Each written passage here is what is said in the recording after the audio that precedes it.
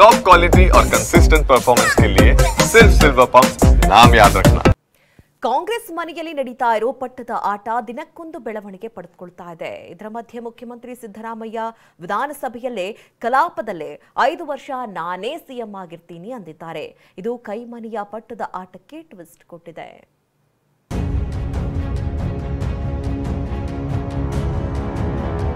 ಮುಂದೆ 5 ವರ್ಷ ನಮ್ದೇ ಸರ್ಕಾರ, ಈ 5 ವರ್ಷ ನಾನೇ ಸಿಎಂ ಅಂತ ಸಿದ್ದು 5 ವರ್ಷ ಅದೇ ಪುಣ್ಯ.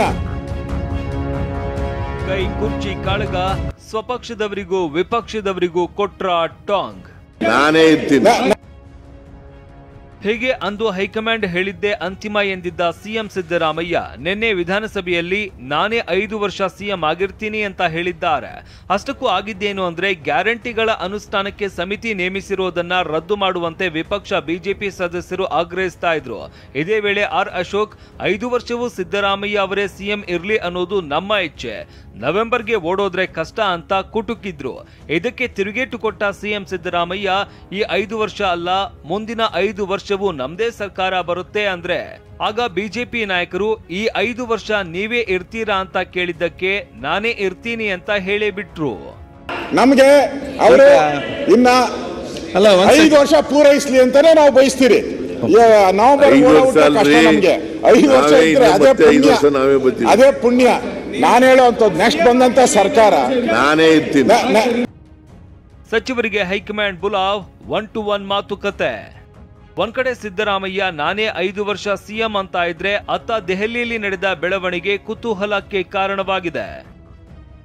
ರಾಜ್ಯದ ಕೆಲವು ಸಚಿವರಿಗೆ ಕಾಂಗ್ರೆಸ್ ಹೈಕಮಾಂಡ್ ನಿಂದ ಬುಲಾವ್ ಬಂದಿದ್ದು, ರಾಜ್ಯದಲ್ಲಿ ಬಜೆಟ್ ಅಧಿವೇಶನದ ಮಧ್ಯೆನೂ ಸಚಿವರು ದೆಹಲಿಯಲ್ಲಿ ಹೈಕಮಾಂಡ್ ಭೇಟಿಯಾಗಿದ್ದಾರೆ.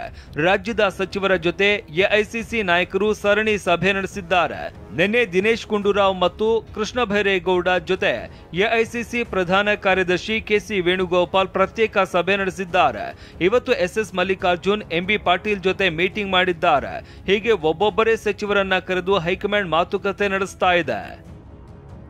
ಬಿಜೆಪಿ, ಜೆಡಿಎಸ್, ಕಾಂಗ್ರೆಸ್ 3 ಪಕ್ಷದ 56 ಶಾಸಕರ ಔತಣಕೂಟ.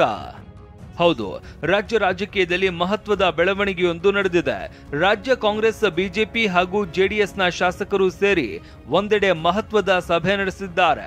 ಜೆಡಿಎಸ್ ಶಾಸಕ ಶರಣಗೌಡ ಕಂದಕೂರ್ ಡಿನ್ನರ್ ಪಾರ್ಟಿ ಆಯೋಜನೆ ಮಾಡಿದ್ರು.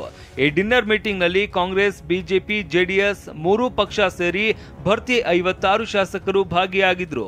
ವಿಶೇಷ ಅಂದ್ರೆ ಬಿಜೆಪಿ ರಾಜ್ಯಾಧ್ಯಕ್ಷ ಬಿವೈ ವಿಜೇಂದ್ರ, ಸಚಿವ ಸಂತೋಷ್ ಲಾಡ್ ಸಹ ಈ ಸಭೆಯಲ್ಲಿ ಭಾಗಿಯಾಗಿದ್ದು ತೀವ್ರ ಕುತೂಹಲ ಮೂಡಿಸಿದೆ.